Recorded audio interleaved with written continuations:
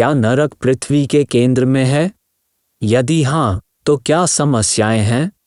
यदि नहीं, तो वास्तव में नरक कहाँ है? जय मसीह की। पास्टर जॉर्जी यहाँ पॉइंटर टू इटर्निटी से और दूसरे प्रश्नोत्तर में वापस स्वागत है। 1970 के दशक में सोवियत संघ ने साइबेरिया में एक ड्रिलिंग परियोजना शुरू की। सोवियत वैज्ञानिक पृथ्वी की पपड़ी के बारे में अधिक जानना चाहते थे।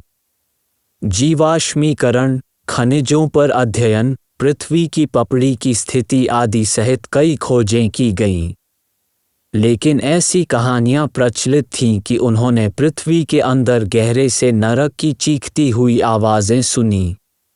कुछ ईसाइयों ने सबूत के तौर पर दिखाया कि नरक वास्तव में मौजूद है। इसे होल टू हेल कहा जाता था। उस कहानी का विवरण एक फिनिश समाचार पत्र अर्नमैनुसिया में एक लेख के अनुवाद से था। उन खातों में से एक ये है: एक भूवैज्ञानिक समूह जिसने पृथ्वी की पपड़ी में लगभग 14.4 किलोमीटर गहरा छेद ड्रिल किया, ने कहा कि उन्होंने मानव चीखें सुनी। पृथ्वी के सबसे गहरे छेद से निंदा की गई आत्माओं की चीखें सुनाई दे रही थीं। भयभीत वैज्ञानिकों को डर था कि उन्होंने नरक की दुष्ट शक्तियों को पृथ्वी की सतह पर छोड़ दिया है। दूसरा आश्चर्य वो उच्च तापमान था जो उन्होंने पृथ्वी के केंद्र में खोजा था। गणना ने संकेत दिया कि दिया गया तापमान लगभग 1100 डिग्री सेल्सियस था। ऐसा लगता है जैसे पृथ्वी के केंद्र में आग का एक नरक चल रहा है। अंतिम खोज फिर भी एक तरह से सबसे चौंकाने वाली थी कि वैज्ञानिक इस परियोजना को जारी रखने से डरते थे। उन्होंने सुपरसेंसिटिव माइक्रोफोन के साथ निश्चित अंतराल पर पृथ्वी की हलचल को सुनने की कोशिश की, जिसे छेद के माध्यम से नीचे गिरा दिया गया। उन्होंने जो सुना वो उन वैज्ञानिकों को हैरान कर गया। ये कभी कभी कमजोर लेकिन उच्च पिच वाली ध्वनि थी जिसे उन्होंने अपने उपकरणों से आने के बारे में सोचा था। लेकिन कुछ समायोजन के बाद वे समझ गए कि ध्वनि पृथ्वी के आंतरिक भाग से आ रही है। उन्होंने एक मानवीय आवाज़ सुनी जो दर्द से कराह रही थी। भले ही एक आवाज़ स्पष्ट थी, वे पृष्ठभूमि में हजारों, शायद लाखों लोगों को पीड़ित आत्माओं के चीखने की आवाज़ सुन सकते थे। इस डरावनी खोज के बाद लगभग आधे वैज्ञानिकों ने डर के मारे नौकरी छोड़ दी। फिर वॉइस रिकॉर्डिंग के अलावा वो उपस्थिति थी जो उसी रात ड्रिल साइट से चमकदार गैस के फव्वारे की शूटिंग की थी, और इस गर्मागर्म बादल स्तंभ के बीच से बल्ले के पंखों वाला एक शानदार व्यक्ति खुद को शब्दों में लिखे शब्दों के साथ प्रकट करता था। रूसी भाषा जिसने कहा, मैंने विजय प्राप्त की है, अंधेरे साइबेरियाई आकाश के खिलाफ सजाया गया। उस रात बाद में समुदाय में एम्बुलेंस चालक दल घूम रहे थे। उन्हें अल्पकालिक स्मृति को मिटाने के लिए जानी जाने वाली दवा के साथ सभी को बेहोश करने के लिए कहा गया था। सोवियत इस दवा का उपयोग सदमा पीड़ितों के उपचार में करते हैं। बेशक, ये पूरी कहानी बाद में एक और शहरी किंवदंती साबित हुई, जो पूरी तरह से मनगढ़ंत कहानी थी। जब कहानी के मूल का पता लगाया गया, तो मूल कहानी का स्रोत स्पष्ट रूप से झूठा था। 1992 में एक और कहानी सामने आई जिसमें कहा गया था कि अलास्का में 13 तेल कर्मचारी मारे गए थे जब शैतान जमीन से बाहर आया था। इस तरह की कहानियों से हमें याद दिलाना चाहिए कि नरक के लिए हमारा प्रमाण ड्रिलिंग परियोजनाओं से नहीं मिलता है, या जो लोग दावा करते हैं कि वे नरक में चले गए हैं और वापस आ गए हैं। हमारे बाद के जीवन के बारे में रहस्योद्घाटन परमेश्वर के वचन से आता है। नरक को आमतौर पर अंडरवर्ल्ड कहा जाता है, जो यह विचार देता है कि यह पृथ्वी की सतह के नीचे है। बाइबल कभी भी नरक के विशिष्ट स्थान के बारे में कुछ नहीं बताती है। लेकिन कुछ अंश ऐसे प्रतीत होते हैं जो सुझाव देते हैं कि नरक पृथ्वी के केंद्र में है। उदाहरण के लिए, गिनती अध्याय 16 पद 32 से 33 इस्राएलियों के बीच एक विद्रोही परिवार पर परमेश्वर के न्याय के भयानक दृश्य का वर्णन करता है। और पृथ्वी ने अपना मुंह खोल दिया और उनका घर द्वार का सामान और कोरह के सब मनुष्यों और उनकी सारी संपत्ति को भी निगल लिया, और वे और उनका सारा घर बार जीवित ही अधोलोक में जा पड़े, और पृथ्वी ने उनको ढांप लिया और वे मंडली के बीच में से नष्ट हो गए। फिलिप्पियों अध्याय 2 पद 10 का अक्सर उपयोग किया जाने वाला दूसरा मार्ग है जो कहता है कि जो स्वर्ग में और पृथ्वी पर और जो पृथ्वी के नीचे है वे सब यीशु के नाम पर घुटना टेकें।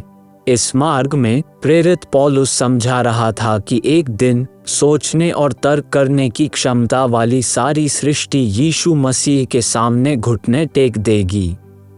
जो स्वर्ग में होंगे वे विश्वासी और अपतित स्वर्गदूत होंगे। जो पृथ्वी पर हैं वे मसीह के शासन के दौरान बचाए और न बचाए गए लोग होंगे।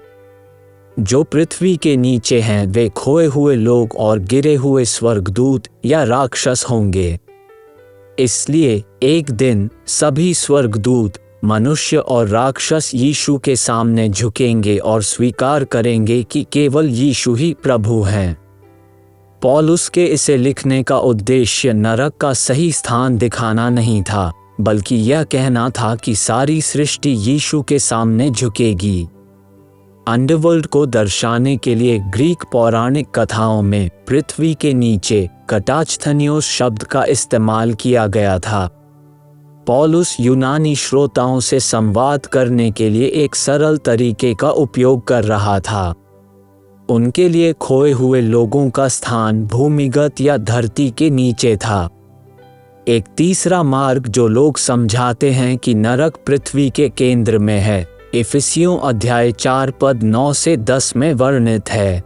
उसके चढ़ने से और क्या पाया जाता है, केवल ये कि वो पृथ्वी की निचली जगहों में उतरा भी था, और जो उतर गया यह वही है जो सारे आकाश से ऊपर चढ़ भी गया कि सब कुछ परिपूर्ण करे।